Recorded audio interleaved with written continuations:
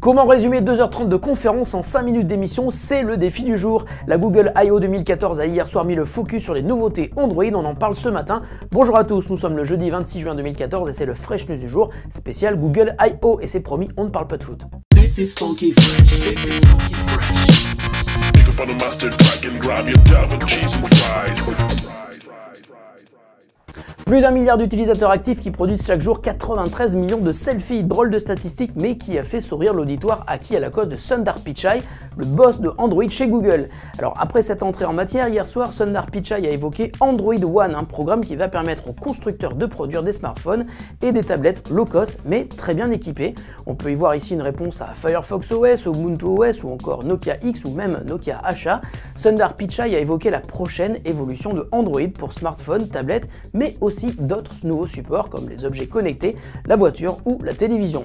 Toutes ces plateformes bénéficieront d'une nouvelle apparence appelée Material Design et qui sera commune à tous les produits Google quel que soit le support.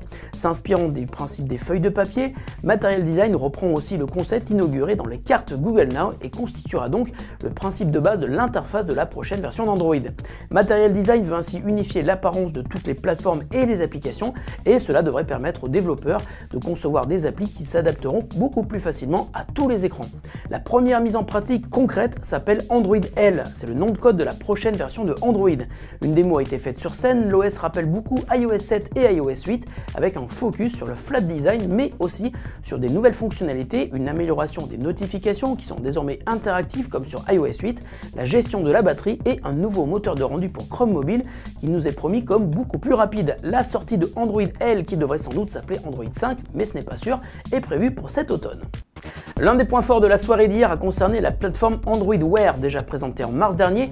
Nous avons eu droit hier à une démonstration de ses possibilités sur des smartwatches. Google a ainsi fait la démo sur une LG G-Watch et nous a expliqué que le progrès de la technologie nous permet aujourd'hui d'embarquer un puissant ordinateur au poignet. Les montres Android Wear, puisque la G-Watch n'est pas la seule, proposent un écran toujours actif qui affiche des informations sous forme de carte à la Google Now. Là aussi, on peut contrôler des applis installées sur le smartphone, mais aussi directement dans la montre. L'interaction entre la montre et le smartphone est ainsi très riche. Ainsi, si l'on swipe sur une notification sur la montre, elle disparaît sur le smartphone.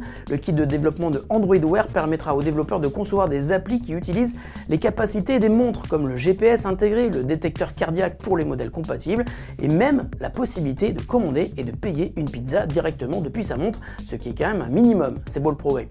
Et concernant les modèles de montres disponibles, on peut à présent commander la G-Watch sur le Play Store, mais aussi celle que l'on n'attendait pas et qui a été présentée hier soir, la Samsung Gear Live. Et concernant la Moto 360, la smartwatch de Motorola sera disponible, elle, à la fin de l'été.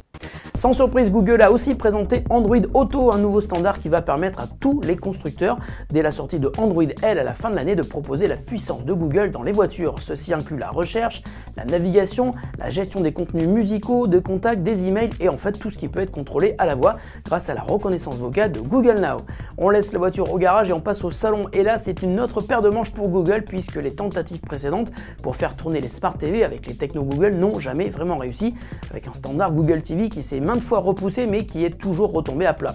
Plutôt que de proposer une solution matérielle qui, à l'exception du petit Chromecast, s'est donc toujours soldée par des échecs, Google met donc le paquet sur le logiciel et propose Android TV à tous les constructeurs qui le désirent. Android TV apporte la puissance de Google à sa télé avec le contrôle vocal qui sera possible depuis un smartphone ou une tablette Android et même depuis une montre Android Wear. On pourra aussi afficher le contenu de son smartphone sur l'écran de sa télé, ce qui permettra par exemple de jouer à des jeux Android en grand format. Des partenariats sont d'ores et déjà annoncés avec Sony, Sharp, Razer, mais aussi sur les box de SFR et Bouygues Telecom pour la France. Concernant les Chromebooks, des interactions avec les autres produits tournant sous Android sont annoncées, comme la synchronisation des appels et des messages entre smartphone et Chromebook, exactement comme sur iOS 8 et OS 10 Yosemite. Et enfin, Google a présenté la plateforme Google Fit, un environnement de développement qui permet de concevoir des applications autour de la e-santé et des objets connectés, avec des partenariats signés avec Nike, Adidas, Withings, Asus, LG et bien d'autres.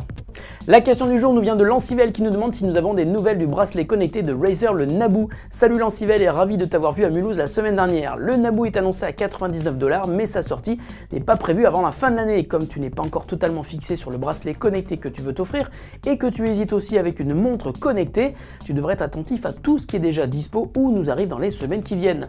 Dans les produits déjà en vente, il y a le bracelet Sony Smart Band qui est génial mais qui n'a pas d'écran et c'est bien dommage. Le Fitbit Flex a lui des LED pour te donner des indications, mais c'est là aussi très sommaire. Un peu moins sommaire, le Nike Fuel Band. Dans ce qui arrive, il y a le prochain Fitbit Force qui en fait a déjà été lancé mais dont la commercialisation a été stoppée pour cause de nombreux problèmes d'allergie. On attend une nouvelle version avec impatience. Chez LG, le Live Band Touch est lui aussi repoussé et c'est bien dommage car lui, il est très sympa.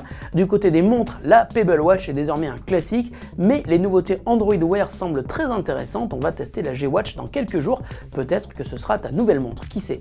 Et si tu hésites entre le format bracelet et montre, le meilleur compromis est peut-être le bracelet Samsung Gear Fit, qui est un produit très réussi même si on aurait aimé une autonomie supérieure.